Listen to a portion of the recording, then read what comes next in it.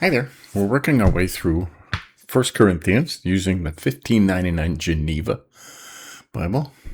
And today we are on chapter 7. Okay, it's a longer chapter, so this will take a bit. Okay. We're talking about marriage here, okay? Now, concerning the things whereof you wrote unto me, it were good for a man not to touch a woman. Right? All right. This is the way Paul felt. But he made Eve, right? For Adam. Nevertheless, to avoid fornication, let every man have his wife, and let every woman have her own husband. Let the husband give unto the wife due benevolence, and likewise also the wife unto the husband. Due benevolence. You like that word? The word due containeth all kind of benevolence, though he speak more of one sort than another, in that followeth. The wife hath not the power of her own body, but the husband. And likewise, also the husband hath not the power of his own body, but the wife. Defraud not one another, except it be with consent for a time, that ye may give yourselves to fasting and prayer. And again, come together, that Satan tempt you not for your incontinency. Right. But I speak this by permission, not by commandment. For I would that all men were even as myself am, but every man hath his proper gift of God, one after this manner, and one after that. Therefore I say unto the unmarried, and unto the widows, it is good for them to abide even as I do. Okay? Now, Paul was celibate, so. But if they cannot abstain, let them marry, for it is better to marry than to burn. Right? Some says burn with something, right? Yeah, that's right. And unto the married I command, not I, but the Lord, let not the wife depart from her husband. But if she depart, let her remain unmarried, or be reconciled unto her husband, and let not the husband put away his wife. But to the remnant I speak, and not the Lord. I speak, and not the Lord. If any brother have a wife that believeth not, if she be content to dwell with him, let him not forsake her. And the woman which hath an husband that believeth not, if he be content to dwell with her, let her not forsake him. Right. For if the unbelieving husband is sanctified to the wife, and the unbelieving wife is sanctified to the husband, else were your children unclean, but now they are holy. Sanctify, right? The godliness of the wife is of more force to cause their coupling together to be accounted holy than the infidelity of the husband is to profane the marriage. But if the unbelieving depart, let him depart. A brother or a sister is not in subjection in such things, but God hath called us in peace. Right?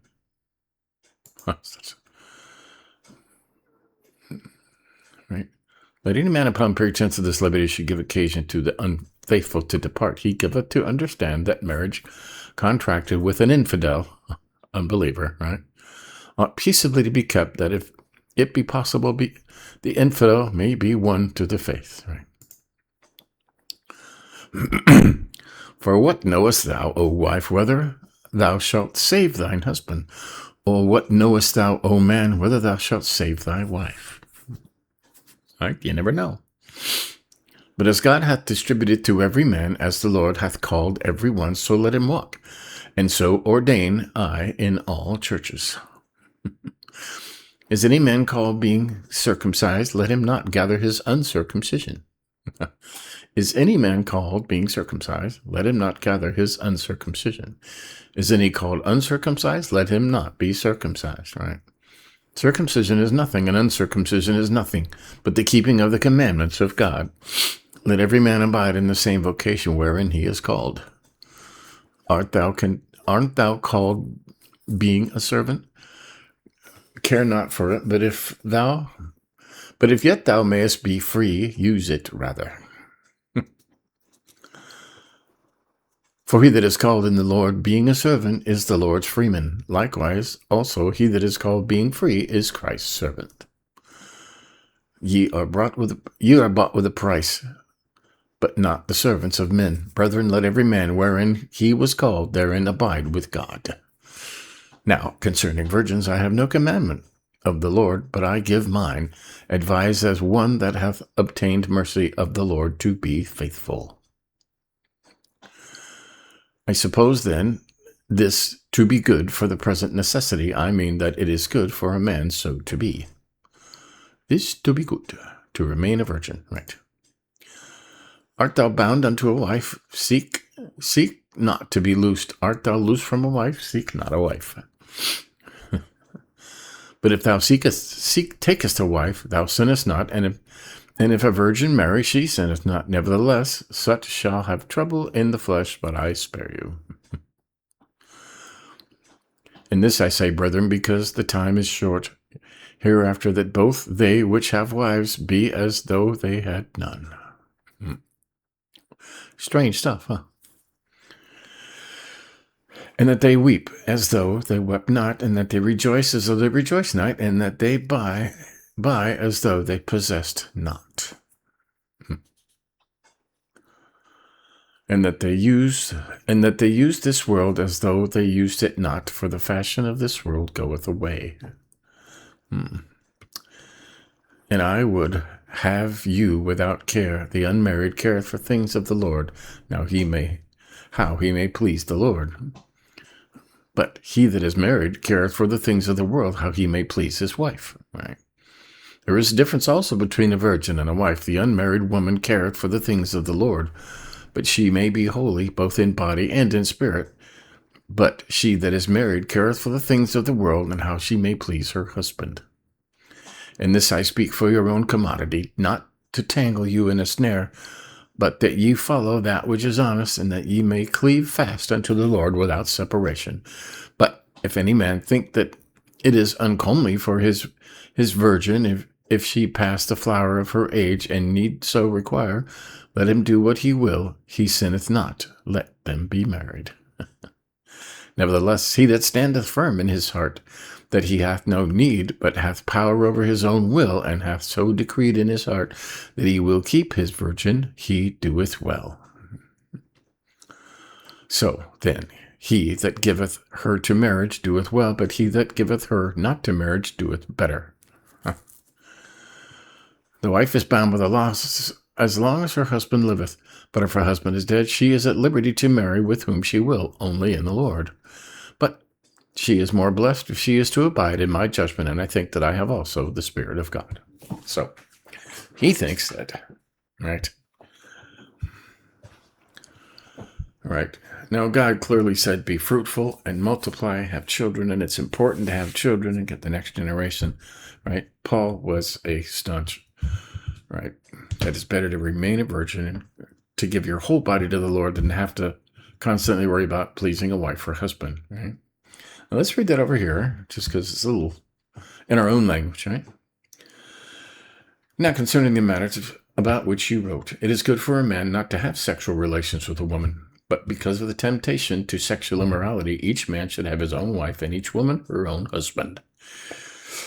The husband should give to his wife her conjugal rights, and likewise the wife to her husband.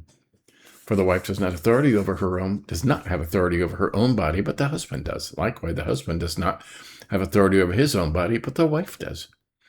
Do not deprive one another, except perhaps by agreement for a limited time, that you may devote yourselves to prayer. It says fasting and prayer over here, right? But then come together again, so that Satan may not tempt you because of your lack of self-control.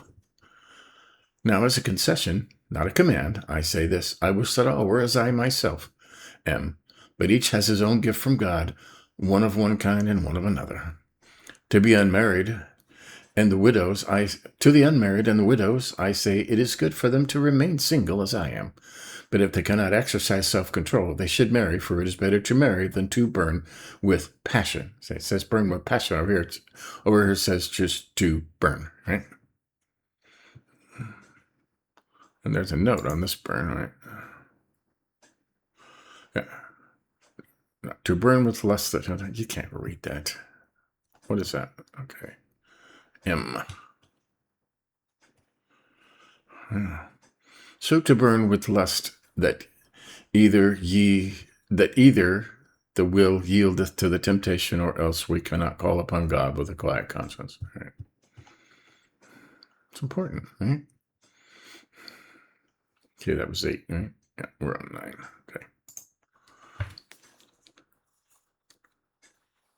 Okay. Burn with passion. To the married I give this charge, not I, but the Lord. The wife should not separate from her husband, but if she does, she should remain unmarried or else be reconciled to her husband. And the husband should not divorce his wife. To the rest I say, I, not the Lord, that if any brother has a wife who is an unbeliever, and she consents to live with him, he should not divorce her. If any woman has a husband who is an unbeliever, and he consents to live with her, she should not divorce him. For the unbelieving husband is made holy because of his wife, and the unbelieving wife is made holy because of her husband. Right? What does it say over here in 14? The unbelieving husband is sanctified. Right? It says sanctified over here.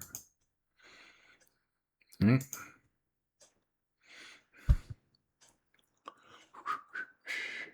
Otherwise, your children would be unclean, but as it is, they are holy. But if the unbelieving partner separates, let it be so. In such cases, the brother or sister is not enslaved. God has called you to peace. For how do you know, wife, whether you will save your husband? And how do you know, husband, whether you will save your wife? Right? Live as you are called. Only let each person lead the life that the Lord has assigned to him, and to which God has called him. This is my rule in all churches. Was anyone at the time of his call already circumcised? Let him not seek to remove the marks of circumcision. Right? Was anyone at the time of his call uncircumcised? Let him not seek circumcision. For neither circumcision counts for anything nor uncircumcision, but keeping the commandments of God. Each one should remain in the condition in which he was called. Were you a bondservant when called? Do not be concerned about it. But if you can gain your freedom, avail yourself to the opportunity. For he who was called in the Lord as a bondservant is a freedman of the Lord. Likewise, he who was a freedman, he was freed when he is called, is a bondservant of Christ. You were bought with a price, not to become bondservants of men. So, brothers, in whatever condition each was called, let him remain with God. Right? Unmarried and the widowed. Now concerning the betrothed virgins, right? The expression now concerning a question of the Corinthians. Now concerning the betrothed of the virgins, right? I have no command from the Lord, but I will give my judgment as one who, by the Lord's mercy, is trustworthy. I think that in view of the present distress, it is good for a person to remain as he is. Are you bound to a wife? Do not seek to be free. Are you free from the wife? Do not seek a wife. But if you do marry, you have not sinned, and if a betrothed woman marries, she has not sinned. Yet those who marry will have worldly troubles, and I would spare you that. This is what I mean. Brothers, the appointed time has grown very short. Right? He thought Jesus was coming any day, and that's how we should live.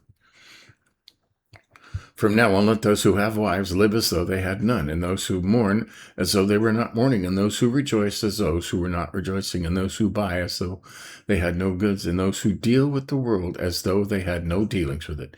For the present form of this world is passing away. I want you to be free from anxieties. The unmarried man is anxious about the things of the Lord and how to please the Lord. But the married man is anxious about worldly things, how to please his wife. And his interests are divided. And the unmarried and betrothed woman is anxious about the things of the Lord, how to be holy in body and spirit. But the married woman is anxious about worldly things, how to please her husband. I say this for your own benefit, not to lay any restraint upon you, but to promote good order and to secure your undivided devotion to the Lord. All right. If anyone thinks that he is not behaving properly toward his betrothed, if his passions are strong, and it has to be, let him do as he wishes. Let them marry. It is no sin.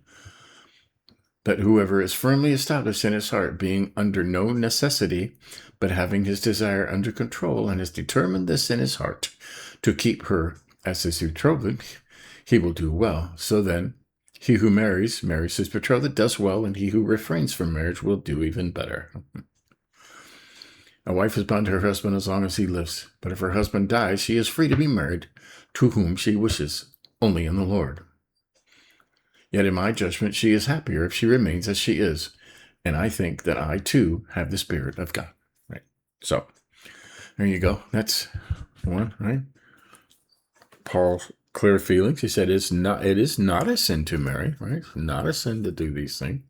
If you can't control yourself, you should be married. He could control himself, I suppose, and devoted to the Lord. He was also in a sense that Jesus is coming back very soon, right? And he, and now I think the time is closer than ever. So, right? Should you not get married and because the Lord's coming back? That's your choice. If you can control yourself, maybe not. If you can't, if you have thoughts.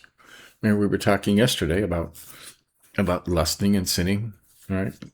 And him saying it's sin if you commit fornication. Jesus went even farther and said, even if you think it in your head, you have committed the sin. So if you can't control that, you should be married, okay? Absolutely. Have a wife, have a partner, have a helper, right?